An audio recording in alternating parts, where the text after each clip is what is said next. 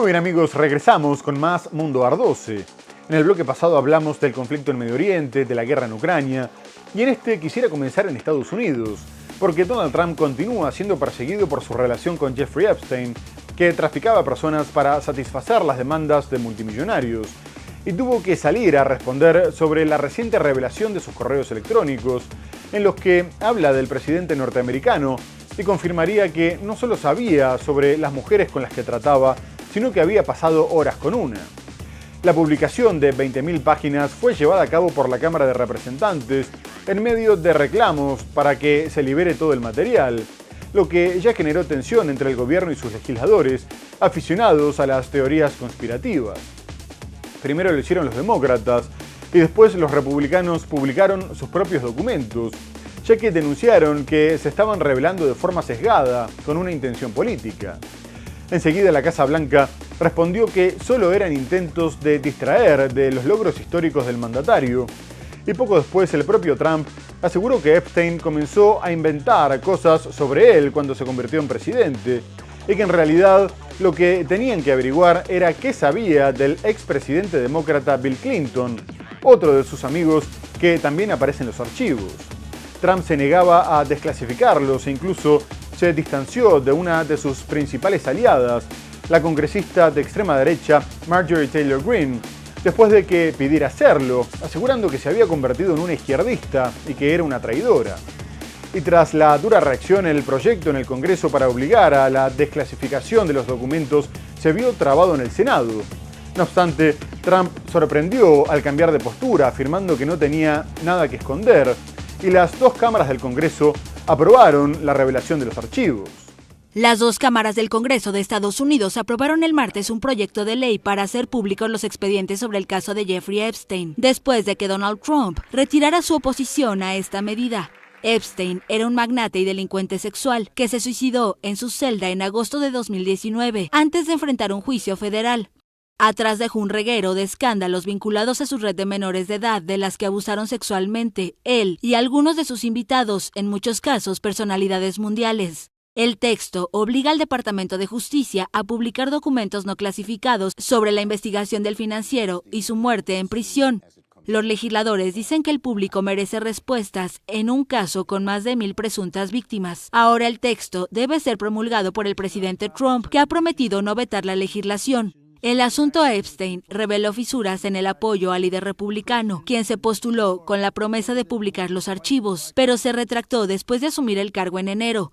Los demócratas en la oposición y en minoría en el Congreso reclaman ahora que se publique todo el expediente, tras la aparición de correos electrónicos de Epstein que mencionan a Trump. En estos documentos surgidos el jueves pasado, el desprestigiado financiero sugería que Trump sabía sobre las chicas y pasó horas con una de las víctimas en su casa. Pero el presidente, que no enfrenta ninguna investigación judicial por este caso, insistió el viernes en que no sabía nada al respecto. Trump ha contraatacado y exigió una investigación sobre la relación entre Epstein y algunas personalidades demócratas, entre ellas el expresidente Bill Clinton. Por otra parte, Donald Trump se reunió en la Casa Blanca con el príncipe heredero de Arabia Saudita, Mohammed bin Salman, que fue recibido tras 7 años con todos los honores. El mandatario de facto anunció que aumentarán las inversiones en Estados Unidos de $600.000 millones a $1 billón y que se destinarán a áreas como tecnología, inteligencia artificial y proyectos energéticos. Además, confirmó su intención de comprar material militar norteamericano, entre los que se destacan los cazas F-35, los más avanzados de Estados Unidos. A su vez, Trump dijo que se aseguraría de que el reino accediera a la mejor tecnología militar fabricada en su país, pero sobre todo se destacó la defensa que hizo de los supuestos avances en derechos humanos llevados a cabo por Riad, resaltando el increíble historial del príncipe en la materia y minimizando el asesinato del periodista crítico Jamal Khashoggi en el 2018, que fue descuartizado en el consulado saudí en Estambul, en un hecho por el que la inteligencia estadounidense culpó directamente al príncipe. Trump dijo que eran cosas que pasaban, que el periodista era extremadamente controvertido y que bin Salman no sabía nada del asesinato, al tiempo que amenazó a una periodista que preguntó sobre el tema por haber incomodado a un líder respetado. A su vez, el príncipe respondió que había sido un error, que que era doloroso que alguien hubiera perdido la vida sin un propósito y de forma ilegal. Aseguró que habían dado todos los pasos correctos en la investigación y que habían mejorado el sistema para asegurarse de que no se repetiría. Poco después, la viuda de Khashoggi le reclamó al príncipe que le pidiera disculpas de forma personal.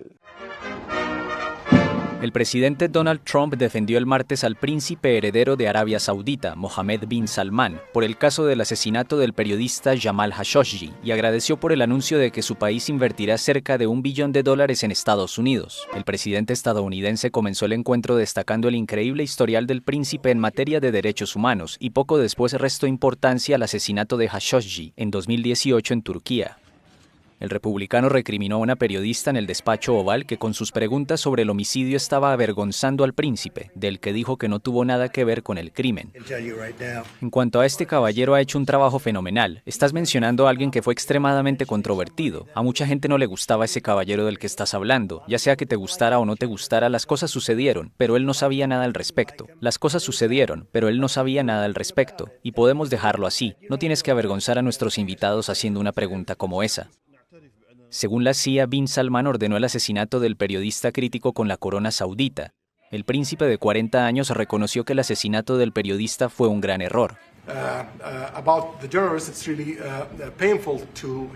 Sobre el periodista es realmente doloroso escuchar sobre alguien que ha perdido su vida sin un propósito real o no de manera legal, y ha sido doloroso para nosotros en Arabia Saudita.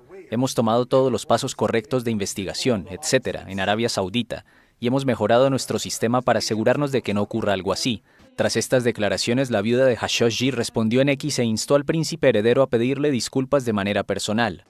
En otro orden, Estados Unidos planea aumentar los ataques en torno a Venezuela y el secretario de Guerra, Pete Hegseth, anunció la puesta en marcha de la Operación Lanza del Sur, comunicando que tiene como objetivo expulsar del hemisferio a los narcoterroristas y proteger a su país de las drogas que estaban matando a su gente. El anuncio tiene lugar poco después de la llegada a la región del portaaviones más poderoso del mundo, el USS Gerald Ford, que se unió a la supuesta lucha contra el narcotráfico y que hizo que Venezuela aumentara el nivel de alerta y ordenara el despliegue de 200.000 militares. A su vez, en medio de las críticas por los ataques en aguas internacionales contra embarcaciones que supuestamente transportan droga, el Departamento de Justicia de Estados Unidos defendió la legalidad de estas acciones, afirmando que los responsables militares no podían ser perseguidos judicialmente por este motivo. No obstante, los bombardeos en el Caribe y el Pacífico siguen generando condenas en todo el mundo, y el alto comisionado de Naciones Unidas para los Derechos Humanos, Volker Turk, pidió una investigación imparcial, ya que había fuertes indicios de que los ataques constituían ejecuciones extrajudiciales. La tensión continuó aumentando después de que Trinidad y Tobago anunciara la puesta en marcha de nuevos ejercicios militares que Caracas había denunciado como una grave provocación y que hicieron que rompiera los acuerdos energéticos con su vecino. A su vez, el mandatario Nicolás Maduro, que denuncia que todo el despliegue tiene como objetivo sacarlo del poder, ordenó una vigilia permanente y llamó a una movilización civil, militar y policial. Estados Unidos conducirá nuevos ejercicios militares con su aliada Trinidad y Tobago en medio de sus operaciones contra el narcotráfico en el Caribe que Venezuela denuncia como un intento por derrocar a su presidente Nicolás Maduro. La relación militar de Estados Unidos con Trinidad y Tobago golpeó la débil relación con Venezuela, que suspendió un acuerdo gasífero conjunto y declaró persona non grata a la primera ministra Kamla Persad-Bissessar. Maduro ha ordenado diversos ejercicios militares con tanques, vehículos anfibios, aviones caza y baterías antiaéreas. Además, firmó esta semana una ley para defender al país frente al despliegue militar de Estados Unidos, que incluye la creación de comandos de defensa integral. El Pentágono anunció la noche del jueves el inicio de la Operación Lanza del Sur, de la que no dio mayores detalles. Y en medio de la tensión, la líder opositora venezolana y reciente ganadora del Premio Nobel de la Paz, María Corina Machado, le envió un mensaje a las Fuerzas Armadas de su país, afirmando que la hora decisiva era inminente, por lo que los instó a estar del lado correcto de la historia. Además, tras justificar posibles ataques de Estados Unidos en territorio venezolano, llamó a los soldados a que respetaran la voluntad popular y decidieran ser héroes en vez de criminales. Estados Unidos juega con la posibilidad de una intervención armada dentro del territorio venezolano y también comenzó ejercicios militares en Panamá, aunque el mandatario, José Raúl Mulino, intentó despegarse de la tensión con Caracas, negando que Estados Unidos estuviera utilizando sus bases para preparar acciones hostiles contra Venezuela ni contra ningún país de la región. En su momento, Washington incluso había amenazado a Panamá con quitarle el canal por la fuerza, acusando a sus autoridades de habérselo entregado a China. Y en medio de esa presión, Murillo se vio obligado a prestar sus bases aéreas y navales a las tropas norteamericanas, algo que tuvo lugar antes de que Washington amagara con agredir Venezuela, por lo que el mandatario panameño sostuvo que ambas cuestiones no estaban relacionadas. A su vez, destacó que su país no tenía fuerzas armadas desde 1990, pero era muy importante capacitar a los cuerpos policiales para que fueran capaces de proteger el paso interoceánico, considerado como un activo estratégico global, por lo que hacía necesario la realización de ejercicios conjuntos no solo con Estados Unidos, sino también con fuerzas armadas de otros países. El presidente de Panamá, José Raúl Mulino, negó el jueves que las maniobras militares que realiza el ejército de Estados Unidos en el país centroamericano estén relacionados con cualquier acto hostil contra Venezuela. Este año, militares estadounidenses han realizado ejercicios de supervivencia y tácticas de combate en la selva panameña del Darién, fronteriza con Colombia, y en una base policial en la costa del Caribe. Los ejercicios coinciden con el operativo de Estados Unidos contra el tráfico de drogas en el Caribe y el Pacífico, y que Venezuela insiste que su intención es derrocar al presidente Nicolás Maduro. Los ejercicios que se convienen hacer con unidades militares de los Estados Unidos es un protocolo que se autoriza por parte del Ministerio de Seguridad, no solamente en el Darién, en Fuerte Sherman, que es un lugar apto, muy idóneo para ese tipo de entrenamiento. Con relación a lo de Venezuela, nosotros no tenemos nada que ver con eso. Ni Panamá está prestando su territorio para ningún tipo de acto hostil contra Venezuela ni contra ningún otro país del mundo. Mulino respondió así a una periodista que le cuestionó si la presencia militar estadounidense en Panamá estaba relacionada con la presión ejercida por Estados Unidos hacia Venezuela por el tema del narcotráfico. Las maniobras militares estadounidenses en Panamá están amparadas en un convenio de seguridad que firmaron en abril ambos países.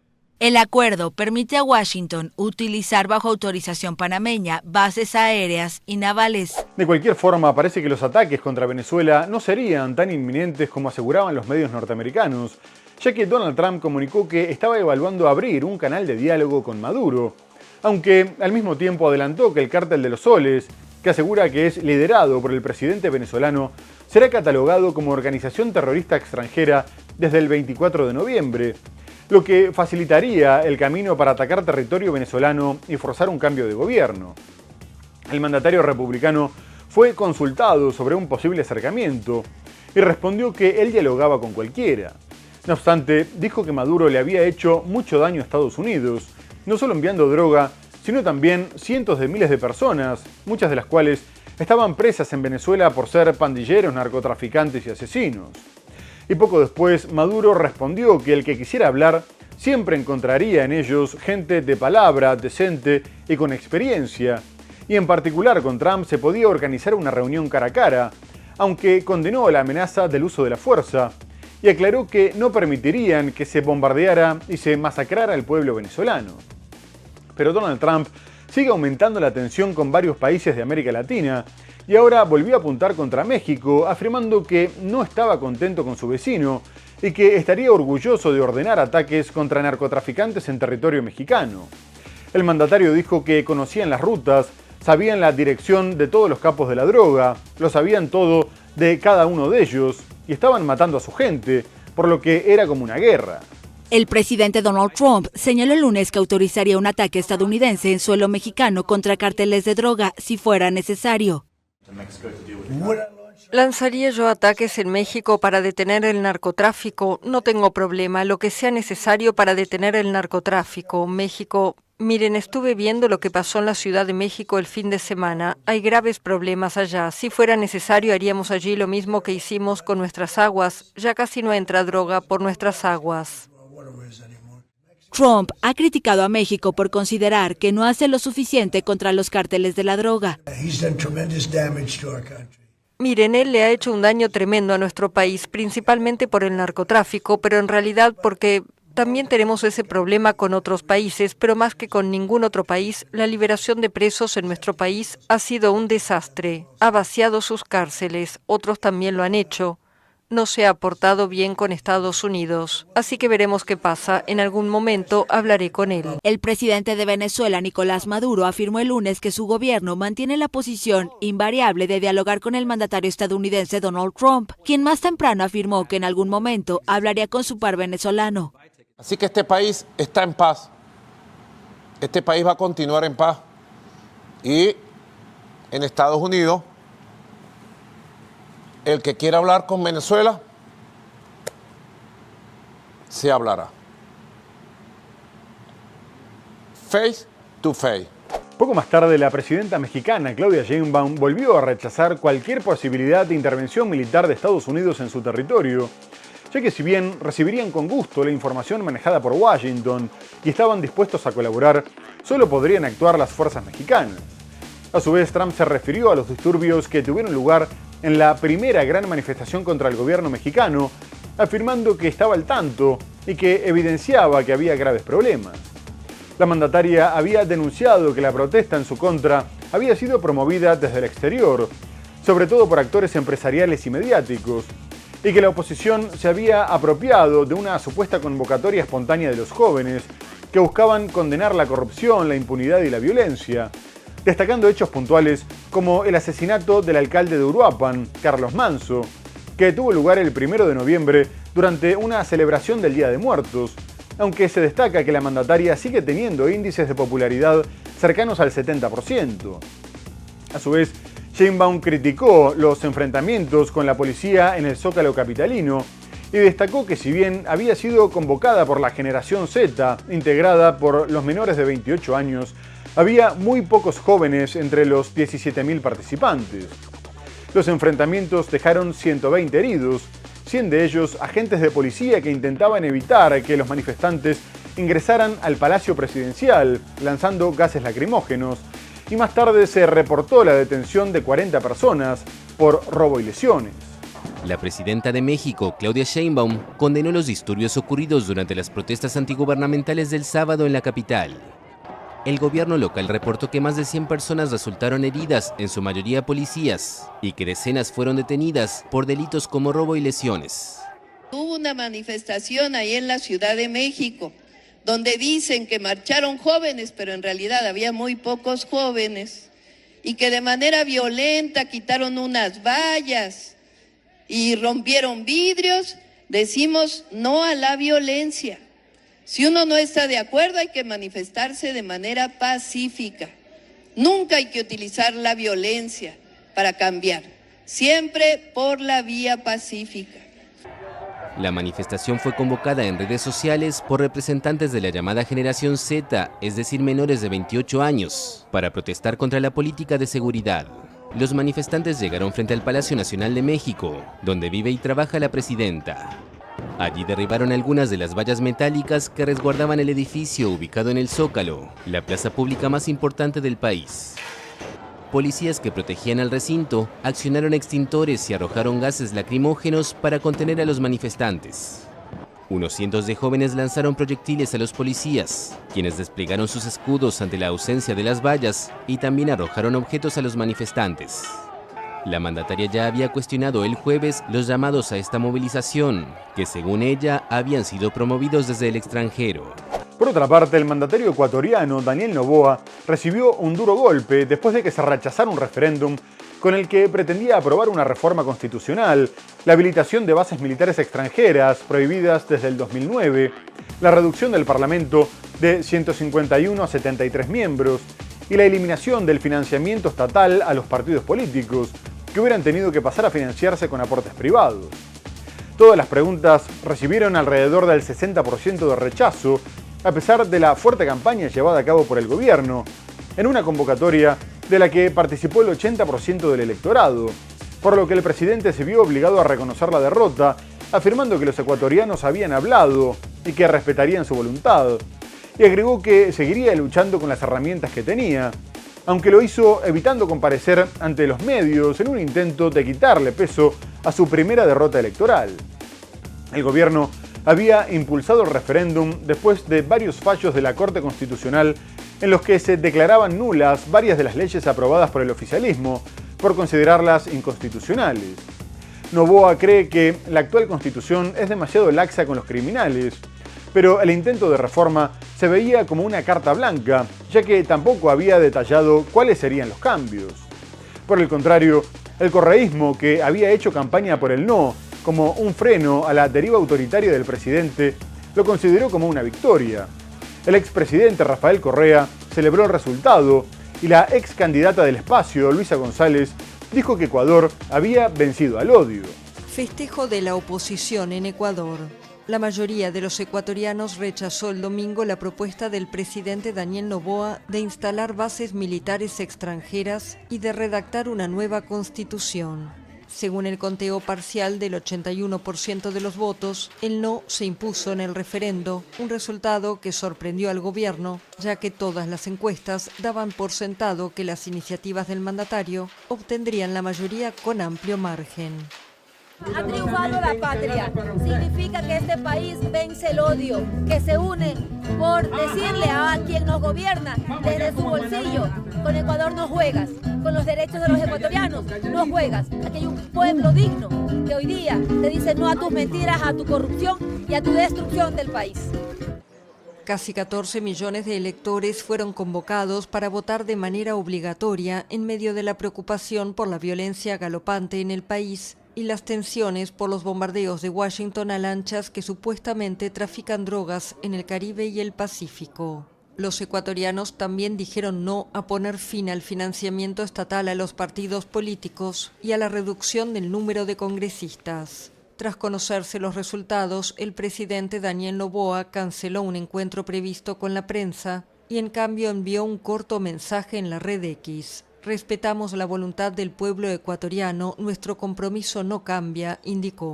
Y ahora vamos a ir a Brasil porque continuaron los juicios por los intentos de impedir la asunción del gobierno de Luis Inácio Lula da Silva y la Corte Suprema condenó por unanimidad a 9 de los 10 procesados por un plan de asesinato contra el mandatario, el vicepresidente Geraldo Alckmin y el magistrado del Supremo Alexandre de Moraes. Los culpables son miembros o exmiembros de las unidades de élite del ejército y también figura un policía federal, y fueron condenados a penas de entre 1 y 24 años de cárcel. La investigación reveló que el plan se elaboró poco después de la victoria de Lula en el balotaje, y entre las pruebas figuran cientos de mensajes y documentos presentados por la Policía Federal, en los que se especificaban las fases de los atentados y se identificaban los objetivos, por lo que el presidente de la primera sala, Flavio Dino, aseguró que no había ninguna duda sobre la culpabilidad de los reos, aunque el general Esteban Gaspar de Oliveira fue absuelto por falta de pruebas. A su vez, la Fiscalía afirmó que, una vez elaborado el plan, se le había presentado al expresidente Jair Bolsonaro y que si bien llegaron a hacer un seguimiento de los objetivos, al final no se llevó a cabo por falta de apoyo dentro de las Fuerzas Armadas. Bolsonaro ya fue condenado a 27 años de prisión por el intento de golpe de Estado, aunque se encuentra bajo arresto domiciliario por las secuelas que le dejó una puñalada sufrida en el 2018 y un cáncer de piel. Recientemente, la Corte Suprema rechazó una apelación presentada por Bolsonaro, por lo que se le van agotando las opciones. La Corte Suprema de Brasil condenó el martes a penas de hasta 24 años de cárcel a 3 altos mandos militares y un policía por planificar el asesinato del presidente Luis Inácio Lula da Silva en 2022. Los condenados elaboraron un plan para la neutralización de autoridades públicas brasileñas, entre ellas Lula y el juez de la Corte Suprema, Alexandre de Moraes, afirmó el propio magistrado al presentar su voto por la condena. El plan fue parte de la intentona golpista liderada por el expresidente Jair Bolsonaro, condenado en septiembre a 27 años de cárcel. Un golpe de Estado fracasado era o fermento para o próximo golpe de Estado. Un golpe de Estado fallido fue el detonante del siguiente. Si analizamos varios casos, la historia lo demuestra. Varios tenientes que intentaron un golpe de Estado, luego como coroneles, luego como generales. ¿Por qué? Porque nunca rindieron cuentas ante la ley, ni en términos constitucionales, impunidad. Y eso, obviamente, conduce a repetidos intentos. A impunidade leva, obviamente, a repetição da tentativa El alto tribunal condenó a Bolsonaro por haber liderado una organización criminal para impedir la asunción del izquierdista Lula tras perder los comicios de 2022. Según Moraes, los tenientes coroneles del ejército, Rodrigo Becerra de Acevedo, Rafael Martínez de Oliveira y Helio Ferreira Lima, así como el policía federal Vladimir Mateo Soares, se encargaron de hacer seguimiento al magistrado y al presidente. Ferreira Lima fue condenado a 24 años de cárcel, los demás a 21 años, por votación unánime de los 4 magistrados de la primera sala del tribunal. En otro orden, las elecciones en Chile dejaron al pinochetista Antonio Kast al borde de la presidencia, ya que la izquierdista Janet Jara se impuso por solo 2 puntos de diferencia, con poco más del 26% de los votos, y los otros candidatos derechistas ya anunciaron su apoyo a Kast de cara al balotaje del 14 de diciembre. El libertario Johannes Kaiser, que se encuentra todavía más a la derecha que Kast, se quedó con el cuarto lugar, con el 14%, e incluso antes de que se conocieran los resultados, había anunciado su respaldo irrestricto a cualquiera que compitiera contra Jara, mientras que Evelyn Matei, de la derecha tradicional, que se quedó con el 13,5%, pidió por favor que sus votantes apoyaran a Kast, porque era muy importante que el actual gobierno no continuara en el poder.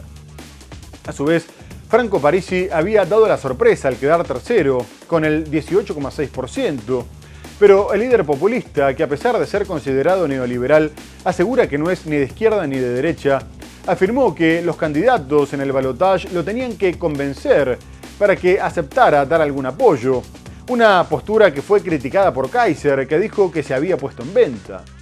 Ante este escenario, Jara afirmó que estaba abierta a escuchar los reclamos de todos los sectores, e incluso sumó algunas propuestas de otros candidatos. A su vez, en una campaña que giró en torno a la inseguridad y a la migración irregular, pidió que el miedo no congelara los corazones. Por su parte, el presidente Gabriel Boric advirtió que solo mediante el diálogo democrático podrían saldar deudas históricas y proyectarse al futuro con cohesión social. Chile tendrá balotaje entre la ex ministra de Trabajo izquierdista Janet Jara y el líder de extrema derecha José Antonio Kast. En las elecciones del domingo, Jara fue la candidata más votada, pero con apenas 2,9 puntos porcentuales de ventaja sobre Kast según el conteo oficial, lo que no la deja bien parada camino a la segunda vuelta. La candidata comunista, representante de una coalición de centro-izquierda de 51 años, envió un mensaje a sus partidarios. No dejen que el miedo congele sus corazones. No vale la pena. Al miedo hay que combatirlo dándole más seguridad a las familias, no inventando soluciones imaginarias en cabezas que de un segundo para otro se le ocurre una idea más radical que la siguiente.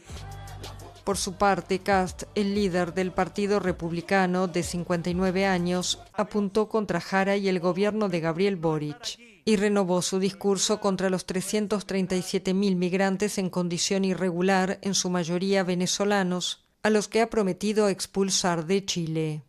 La victoria real será cuando cerremos nuestras fronteras a la inmigración irregular.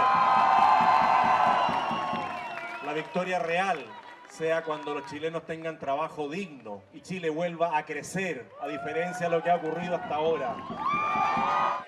Detrás de Jara y Kast se ubicó sorpresivamente Franco Parisi, un economista de derecha del Partido de la Gente, tildado de populista y que terminó superando al ultraliberal Johannes Kaiser, al que las encuestas habían ubicado en tercer lugar. Y ahora vamos a abandonar el continente americano para terminar hablando de la creciente tensión entre China y Japón, después de que Tokio dejara abierta la posibilidad de intervenir militarmente a favor de Taiwán en caso de que Pekín ordenara un ataque contra la isla. Hasta ahora Japón había evitado posicionarse tan fuertemente sobre el tema, pero la primera ministra Sanae Takaichi, que asumió recientemente con la promesa de liderar un gobierno nacionalista y ultraconservador, justificó su postura en nombre de la legítima defensa colectiva, teniendo en cuenta que el despliegue de buques de guerra y el uso de la fuerza podría constituir una amenaza para la supervivencia del país. Poco más tarde, China consideró estas declaraciones como abiertamente provocadoras y extremadamente graves, por lo que convocó al embajador japonés y pidió que sus ciudadanos evitaran viajar a Japón en un futuro próximo, advirtiendo sobre riesgos importantes para la seguridad, lo que a su vez hizo que las aerolíneas chinas ofrecieran un reembolso o cambios gratuitos de destino. A su vez, El cónsul de China en Osaka, Yue Jian, generó polémica al amenazar con cortarle la cabeza a Takaichi, por lo que Tokio también convocó al embajador chino. Posteriormente, Japón intentó acabar con los cruces diplomáticos y dijo que su postura sobre Taiwán permanecía sin cambios, al tiempo que abogó por la paz y la estabilidad. Pero China envió buques a las aguas de las disputadas islas Senkaku, administradas por Japón desde 1972, afirmando que esas aguas les pertenecían y buscaban proteger sus derechos históricos. Un eventual ataque de la República Popular China a Taiwán podría amenazar la supervivencia de Japón, según la nueva primera ministra de ese país, Sanae Takaichi. Un término legal creado en 2015 que permite a los primeros ministros de Japón desplegar las Fuerzas Armadas. El gobierno de Xi Jinping, que ha reafirmado su compromiso con la política de una sola China, respondió con firmeza a lo que parece ser un cambio drástico en la política de seguridad japonesa de posguerra. China insta a Japón a reflexionar sobre la cuestión de Taiwán y sus responsabilidades históricas, a respetar el principio de una sola China y el espíritu de los 4 tratados políticos entre China y Japón, y a dejar de cruzar líneas rojas y enviar señales negativas a las fuerzas separatistas que abogan por la independencia de Taiwán. La creciente tensión entre Beijing y Tokio causó la intervención de Estados Unidos. El embajador estadounidense en Japón, George Glass, afirmó el lunes que el cónsul de China en la ciudad japonesa de Osaka amenazó a la primera ministra Takaichi y al pueblo japonés, tras una publicación del diplomático chino en X que instaba a cortarle la cabeza al entrometido, en aparente referencia a la primera ministra japonesa. En Taiwán exigieron respeto a Sanae Takaichi. Estas acciones inapropiadas por parte de los diplomáticos chinos solo dañarán la imagen de su propio país. Hasta antes de los comentarios de Takaichi el pasado viernes, los líderes japoneses habían evitado mencionar a Taiwán en la discusión de posibles despliegues militares. Muy bien amigos, se nos ha terminado el programa. Hemos hablado del conflicto en Medio Oriente con la aprobación de la Fuerza Internacional de Estabilización para Gaza. Abordamos otras cuestiones como la guerra en Ucrania, la tensión entre Estados Unidos y Venezuela, las elecciones en Chile, pero lo tenemos que dejar hasta el próximo programa para seguir analizando la actualidad internacional en más Mundo Ar 12. Muchas gracias por habernos acompañado y hasta entonces.